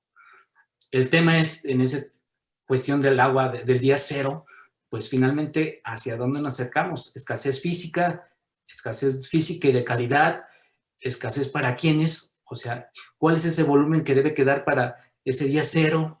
Y bueno, nos acercamos ahí con también Jonathan y Leodoro, que también trabajan, pero especialmente Jonathan, que ha trabajado desde Holanda el tema de la escasez del agua. Y también le pregunté, oye, ¿cuánta agua nos queda? Porque a mí me preocupa todo lo mediático que Zapal nos saca, ¿no? Pero es una forma de manipularnos terriblemente y que la sociedad cae. Dice, 30 años. Dice, tú preocúpate ya en 30 años. Dice, pero sí hay que preocuparnos, hay que atender el tema, ¿no? Y finalmente estamos en tiempo y forma.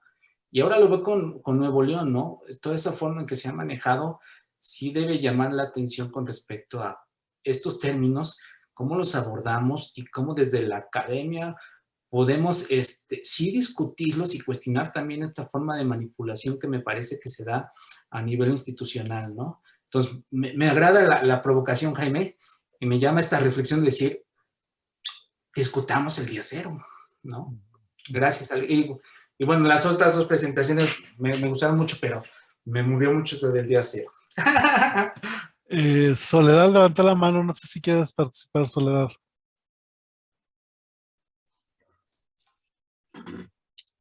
Hola, buenos días. Soy de la Universidad Autónoma del Estado de México. Y a mí igual me gustaron las tres presentaciones.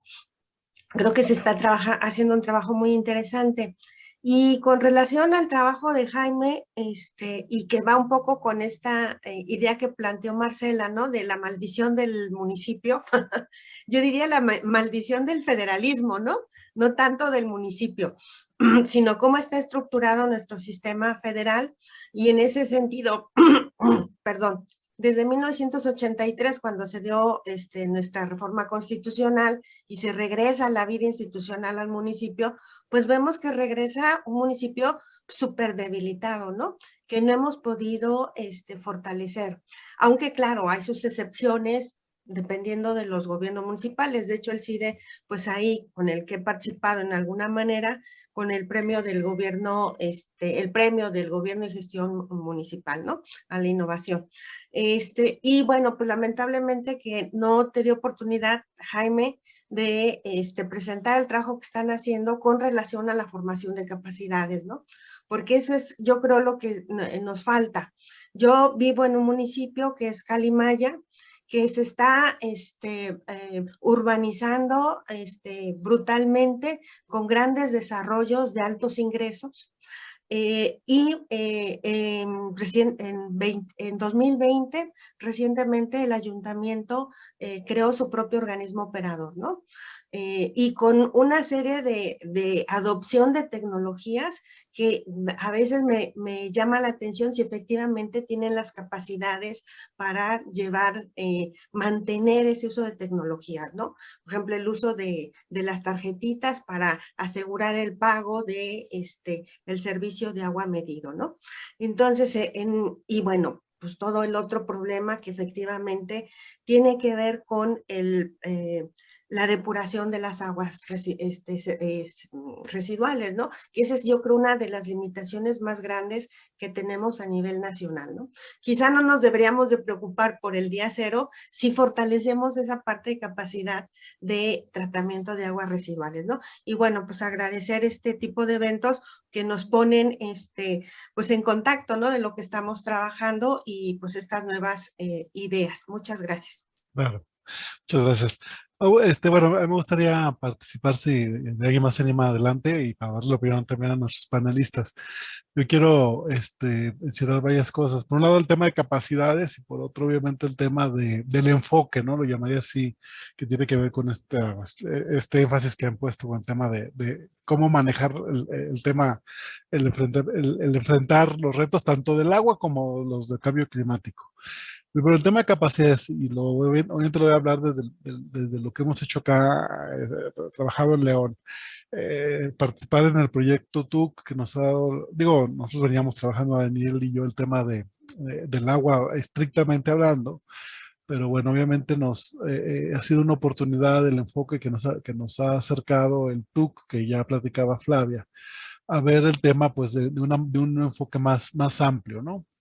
Un poco acá en los antecedentes también como lo mostraba Jaime y en su momento Marcela con respecto al inventario de emisiones, pues vemos que pues bueno, hay sectores que son clave, ¿no? En este caso, como en el caso de León, es el tema de movilidad, ¿no? Estamos en pues como saben, una ciudad que no es capital, pero es la más grande de Guanajuato, con un dinamismo económico muy importante, ¿no? Y hablando de capacidades, pues vemos que ahí, si bien la ciudad, en este caso León, inclusive en el concierto nacional destaca, ¿no? Con un sistema, por ejemplo, de transporte público que bueno, adelantó muchas cosas que son como innovadoras, ¿no? Por decirlo de alguna manera, que a la par, ¿no? Que la Ciudad de México o Guadalajara habían hecho, pues es insuficiente, ¿no? E inclusive muy limitado todavía, ¿no? Obviamente no solo es la parte del crecimiento del parque vehicular de manera exponencial en los últimos 10 años, como saben, precisamente por ese crecimiento económico, la tasa de población ha crecido muchísimo en los últimos 10 años acá, pero el triple ha crecido el parque vehicular, ¿no?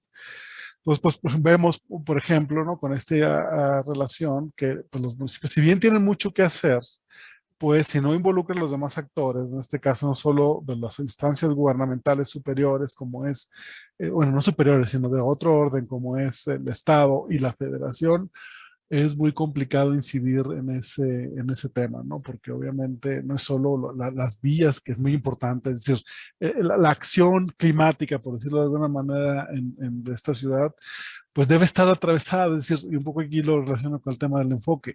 Si no ponemos el centro, el enfoque de cambio climático, todas las demás acciones que van a seguir desarticuladas, ¿no? Es a donde voy, ¿no? Pues hablaba ahorita de movilidad, pero está el tema del agua. Si el agua no es tratado desde el enfoque de cambio climático, tampoco vamos a lograr incidir suficiente, porque por ejemplo, como ustedes saben, aquí en León pues han dominado las salidas, ¿no? De acrecentar la oferta. Está el tema de la presa Zapotillo, que precisamente con Guadalajara teníamos el conflicto, ¿no? De compartir las aguas de ese proyecto, que como saben se va a realizar, pero no viene agua para León, ¿no? Solo para Guadalajara y los Altos de Jalisco. Lo cual, particularmente, es una hipótesis que estamos trabajando y también estamos documentando, es que en cuanto ese proyecto se pudo concretar el año 2007, es decir, materializar con financiamiento y eso, aquí en Guanajuato se abandonó la perspectiva de agua, de gestión de la demanda, ¿no? Con el abandono de los cotas, que también por ahí seguramente Jaime ha observado eso, ¿no? Desde 2018 no reciben este financiamiento. Como saben, los cotas son estos espacios de interacción de usuarios de agua, agropecuario, industrial y urbano, que finalmente eran por los cuales se querían tener planes de manejo, etcétera. Pues o sea, desde 2007, 2010, sobre todo con la creación del ordenamiento, del Código de Ordenamiento Territorial, que desapareció la ley del agua estatal en 2012, si no mal recuerdo, pues ha habido como un deterioro de esa visión. Es decir, y lo que decimos es que el tener ese proyecto abocó dinero, esfuerzos, atención a tener más agua. Ahora se cayó, ahora estamos obligados a pensar de nuevo en medidas de ajuste de la demanda de agua, ¿no? Pero sin un enfoque anclado en la idea de cambio climático va a ser muy difícil, ¿no? Porque, por ejemplo, vemos que el Cotas de León ha venido trabajando muy intensamente, no solo con cosecha de agua de lluvia en comunidades, sino reforestación de la sierra, por ejemplo, ¿no? Es decir, elementos que ayudan a la descarbonización, ¿no? Porque obviamente el tema de trabajar con la parte arbórea, ¿no? De la Sierra del Lobo, la principal que es zona de recarga, etcétera. Si se fijan, aún estas acciones, ¿no? Que son del sector agua, particularmente, ayudan al tema de descarbonización, ¿no? También Daniel ha insistido en meternos en el tema de manejo de residuos, ¿no? Porque obviamente también ahí está muy ligado el tema de descarbonización y el tema de ahorro. Entonces todo está ligado, ¿no? Entonces en un enfoque de cambio climático, no vamos a avanzar. Pero bueno, dejo que ustedes, si tienen algún comentario, adelante, ¿no? Este último, si trabaja el tema de enfoque, si el enfoque debe ser ambiental, ¿no? Si no, vamos a seguir trabajando de manera fragmentada. Entonces, Marcela, Flavia, Jaime, si quieren. Yo me gustaría comentar algo. Perdón, Antonio. Adelante, perdón. Sí, muchas gracias. Si es que no lo encuentro aquí, cómo levantar la mano. Después de ti, el otro Juan Antonio va a hablar también de la mano más. Okay. Después de ti, Antonio. Okay. Adelante. Bueno, pues muchas gracias. Muy interesantes las tres presentaciones que nos hicieron. Yo ahí nada más estoy de acuerdo con esta parte de que si no lo vemos con un enfoque totalizador en el que todo está integrado, todo está relacionado, creo que es más complicado ver el problema, ¿no? Entonces, en ese sentido, yo solo abonaría que la parte política también es bastante importante, ¿no? Me refiero a la política fáctica en este caso. Está bien todas estas iniciativas de las ecotecnologías, ¿no? De tratar de aprovechar el agua residual, recolectar el agua de lluvia, etcétera. Pero también esta parte en la que se tiene que tomar en cuenta toda la concentración de agua que hacen algunos actores, y creo que López Obrador lo dijo muy claro, ¿no? Cuando le preguntaron cómo se iba a resolver el problema en Monterrey, en Nuevo León, él dijo, bueno, pues le vamos a decir a las empresas que tienen concesiones, que de las concesiones que tienen, entonces de esa empiecen a liberar para abastecer agua potable, ¿no? Entonces, en ese sentido, hace un par de años hicimos una investigación ahí con la UNAM y el Colegio de San Luis acerca de los grandes concentradores de agua. Entonces, estas empresas mineras, refresqueras, automovilísticas, ahí en los resultados sale un enorme número de metros cúbicos, ¿no? De concesiones de agua que también tendrían que empezar a revisarse, ¿no? Para ver de qué manera hacer hacer un abastecimiento, un suministro, un reparto más equitativo, ¿no? Y de esa forma dejar de participar en este cambio climático nocivo al momento de hacer desalinización de agua, por ejemplo, continuar con los trasvases, ¿no? Que afectan a las zonas emisoras y toda esta cuestión. Creo que esa parte también sería importante tomarla en cuenta, ¿no?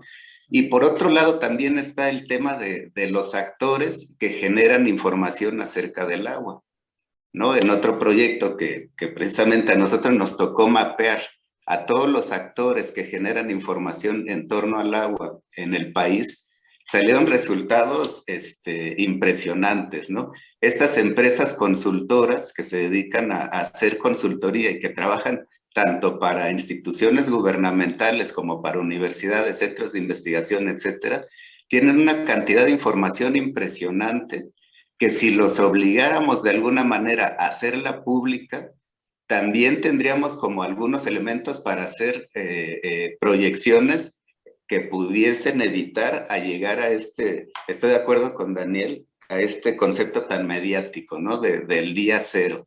O sea, si alguien sabe en qué punto estamos y hacia dónde vamos, son todos esos generadores de información que obviamente como la tratan como un insumo, porque la venden y si la hacen pública obviamente se termina el negocio.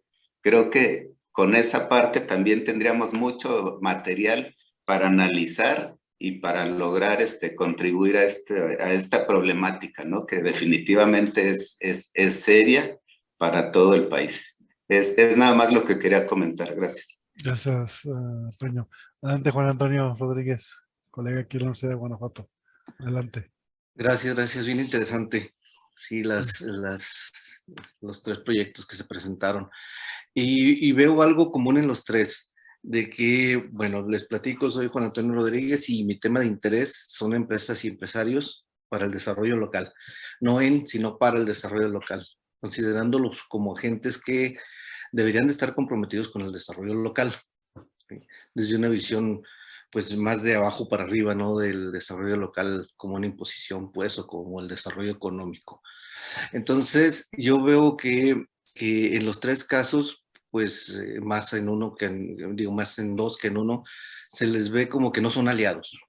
Mencionaba Marcela, bueno, pues nosotros nos ponemos de acuerdo aquí en esta convocatoria que hace una organización metropolitana, pero no los juntamos a los empresarios porque pues ellos traen otra lógica. Y claro que sí, traen una lógica muy schumpeteriana de individualismo, egoísmo, acumulación de capital, pero de alguna manera los tendríamos que hacer como partícipes en la preocupación que menciona justamente Jaime, en la preocupación del día cero, ¿no? En el que pues tal vez ellos estén pensando en que pues van a ser los últimos beneficiarios del recurso hídrico y a lo mejor ven que con esperanza que los grandes empresarios a nivel mundial están viendo cómo buscan agua en otros planetas, ¿no? Pero hay que hacerlos partícipes de que al menos la gran mayoría de los empresarios que tenemos por acá no van a tener esas posibilidades de ir a gozar del agua en otros planetas, ¿no? Sino que pues tendremos que buscar la manera de que ellos pues también sean corresponsables de lo que estamos haciendo. Son corresponsables en el usufructo del agua. Son corresponsables en la afectación de los recursos hídricos, pero no tienen esa corresponsabilidad social de decir, bueno, pues lo que yo hago afecta a todos los demás. Sí entiendo que cuando nos acercamos con ellos y les decimos ciertas cosas, pues son reacios a considerar que ellos son los que afectan de manera importante lo que está ocurriendo con el cambio climático. Pero creo que cada vez pues les está llegando más el agua a los aparejos, ¿no? Por ejemplo, mencionaba en el caso de Nuevo León, sobre todo en Monterrey, que en un primer momento el tandeo afectaba a ciertos grupos sociales y ahora ya les está afectando incluso a los que llenan estas grandes albercas 2 o 3 veces por semana. A lo mejor les está llegando la concientización de llenarla una vez al mes. Pero algo tendremos que hacer. No estoy seguro si sea ponerlos en el cuarto de al lado, no estoy seguro si sea no considerarlos o considerarlos como que no son aliados, pues muy posiblemente no lo sean, pero hay que hacerlos aliados. De alguna manera tendremos que hacer para concientizarlos, porque la verdad es que su capacidad de agencia es muy fuerte. En la parte práctica ellos están. Si los buscamos en los comités ciudadanos, están ellos. Si los buscamos en en donde se dan esta deliberación por leyes y por todos estos acuerdos y reglamentos, tienen cabilderos especializados en la cual pues están ellos con su capacidad de agencia y están teniendo los logros. En las ciudades nosotros vemos cómo se están expandiendo y los desarrolladores inmobiliarios son los que se están apoderando de las ciudades. Y son ellos, pues, ¿cómo lo están haciendo? Pues están ejerciendo su capacidad de agencia en los lugares en los que tienen que ejercer, en el desarrollo urbano, en todas estas instancias que hacen que el cambio de uso del suelo sea propicio para ellos. Entonces, ¿qué hay que hacer? Pues yo sugeriría que de inicio, pues saber qué quieren, qué esperan, cómo ven esto, porque si los dejamos todavía en el cuarto de al lado y seguimos pensando en que pues ya sabemos lo que quieren, lo que necesitan, creo que sí sabemos, pero hay que hacerles conscientes de alguna manera de que esto nos está afectando a todos. Una de las maneras es la que mencionaba Daniel, diciéndoles, ¿sabes qué? Mira, te vas a beneficiar, si pones esta ecotecnia vas a obtener ciertos ahorros. ¿Sí? A lo mejor son eventos muy, muy pequeños que no impactan en las grandes tomas de decisiones de política pública, pero pues algo tendremos que hacer para involucrarlos, para hacerlos corresponsables de lo que nos está pasando.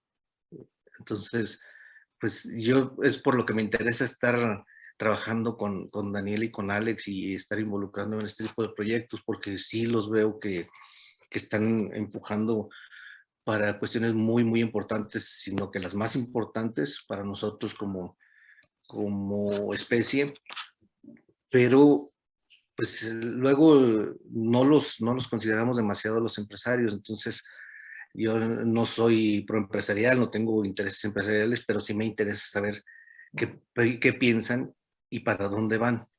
Y creo que si los conocemos y sabemos qué piensan y para dónde van, no de manera tan burda como para decir, bueno, lo que quieren es ganar.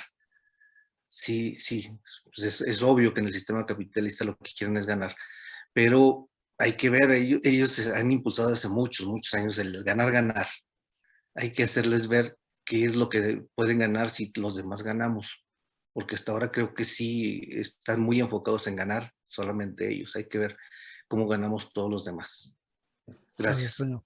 Bueno, pues vamos cerrando también la última participación de los panelistas. Jaime levantó la mano, si es, empezamos contigo y cerramos con Marcela y Flavia. Adelante. Muchas gracias.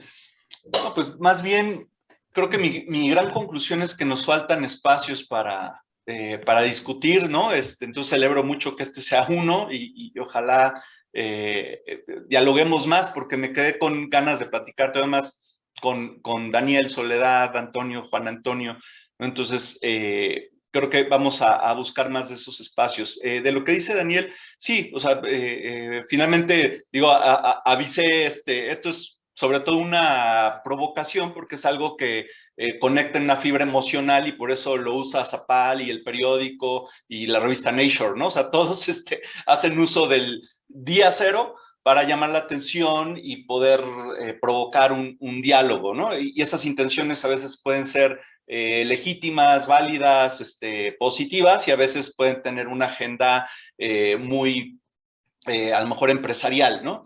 Ese fue el uso, pero de acuerdo totalmente. O sea, nosotros debemos de definir a qué nos referimos con eso, más allá del uso mediático y que se puede entender, ya no hay una gota de agua.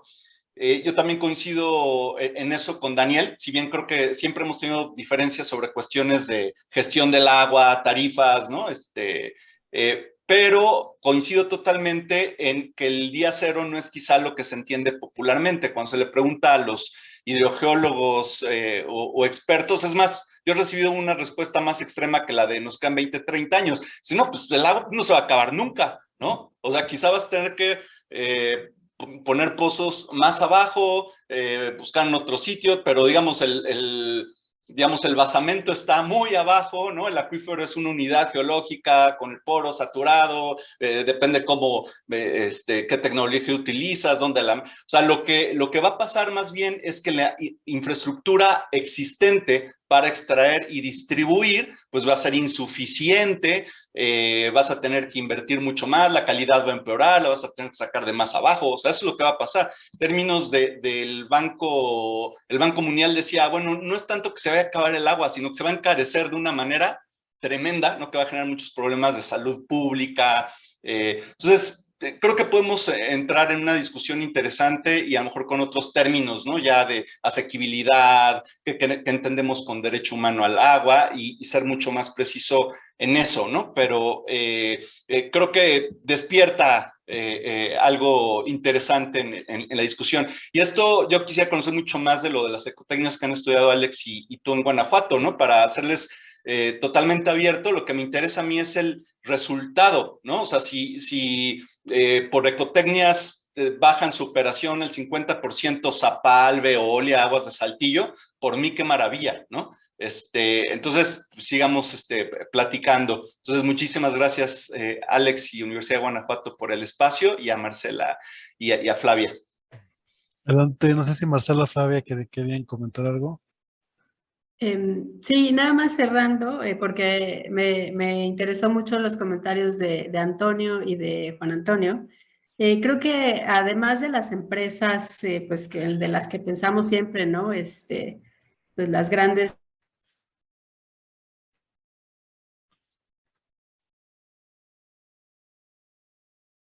¿Se quedó congelada, Marce? ¿No? ¿Se pasmó? Fue ella, ¿verdad? No nosotros. O no yo. No, fue ella. A ver, yo creo que perdí ahorita. Si quieres, digo, en lo que se conecta de nuevo, Marce, Flavia. Sí, claro, a mí me encanta la discusión, creo que he aprendido muchísimo, porque no soy experta en agua, no soy experta en México tampoco, pero me encantó escuchar a mis colegas del panel, pero también los comentarios de los otros que nos están escuchando. Creo que esta parte de hay que tener un plan y un abordaje integrado, ¿no? E inclusivo para nosotros es lo que estamos intentando hacer con TUC y crear estos espacios que decía Juan Antonio, que no hay espacios para discutir y que se involucren voces que no tienen espacio normalmente, ¿no? Porque son siempre los sospechos del costumbre, ¿no? Que participan en las discusiones y que toman las decisiones. Entonces, si podemos juntar esta diversidad de voces, de ideas, quizás soluciones innovadoras pueden venir desde ahí. Y lo que decía Jaime, yo creo que es necesario los dos. Es necesario preparar para un futuro desde el punto de vista pesimista, ¿no? Es decir, ¿cuál es lo peor que puede pasar? Hay que estar preparados para eso, pero también seguir optimista y buscar soluciones que nos permitan conservar lo que hay y recuperar lo que está contaminado. Creo que eso también se aplica al tema de agua. Pero gracias por la invitación, me ha encantado. Muchas gracias, Flavia. No, pues la verdad es que como dice Jaime, faltan espacios. También la invitación es a irlos generando, nosotros mismos igual. Ya encontramos aquí, por ejemplo, temas en lo común y como va yo, hemos encontrado pues este nexo entre cambio climático y agua muy fascinante. Marce, ya te pudiste conectar desde tu teléfono. Si quieres cerrar contigo. Marcela, adelante. ¿Sí me escuchas, Marce? Porque la veo conectada, pero no habla. No te escucha, creo. Ah, está conectando el audio apenas. Lo que pasa es que cuando hay que apretarle, ya está. Marce, ¿no quieres cerrar? Que se cortó. No, creo que tampoco escribió mejor. Es que No, bueno, estaba... habrá oportunidad. Yo, bueno, les propongo que igual esto no sea la primera, sino que ojalá podamos hacer algo pronto. De entrada, pues bueno, ya nos hablaron al principio de la sesión, lo que viene mañana con Antonio ya en Autónoma de Zacatecas y el jueves en el Instituto Mora. Con estas semanas pues, nosotros estaremos cerrando lo que se intentó pues con la propuesta de León, Guanajuato como miembro bueno, como sede más bien de la 11ª reunión de Waterlat, que pues bueno, no pudo ser. También Esteban Castro se disculpó, pero bueno, mañana inclusive él da una plática, mañana por ahí en el chat puse el programa completo, con los links de dichas videollamadas para que se unan. Obviamente también se quedarán grabadas en el canal de YouTube de la red Waterlat Gobacit. Entren por favor ahí a www.waterlat.org. Ahí tenemos pues varias publicaciones, inclusive que yo creo que ese puede ser el siguiente paso y créeme lo que lo pongo aquí como una promesa porque cuando a mí me toca producirlo, hagamos un podcast de este tema, que también ahí es un formato que tenemos nosotros ahí en la red Waterlat, para diseminar, pues bueno, y conocimiento y seguir con las discusiones, pues, ¿no? Igual, ¿por qué no pensar en un cuadernillo de trabajo, ¿no? Aquí se queda grabado, que podamos publicar algo en los cuadernillos de trabajo de la red Waterlat, que pues bueno, tienen mucha diseminación a nivel mundial, entonces, por ahí puede ser.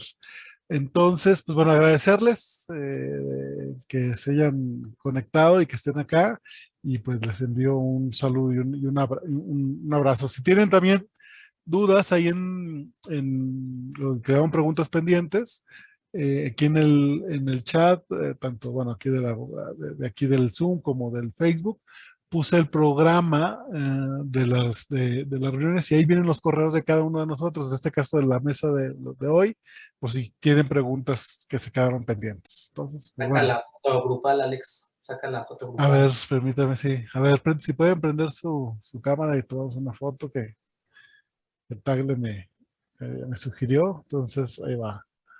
Una, Espera, dos. están conectando más, todavía están conectando. Sí. Espera. Dale Una. 5 segundos. Muy bien. Sabrina, falta. Logro expresión. Déjenme aquí nomás. Quita acá y listo. Ok, muy bien. Listo. Pues bueno, nos despedimos y pues un abrazo a todas y todos. Bueno, Flavia, ya te mandamos ese avance ya esta semana. Ya estamos terminando, hoy terminamos las correcciones. Perfecto, gracias Alex. La siguiente semana está. No, Adiós, Flavia. Bye. Chao. Adiós.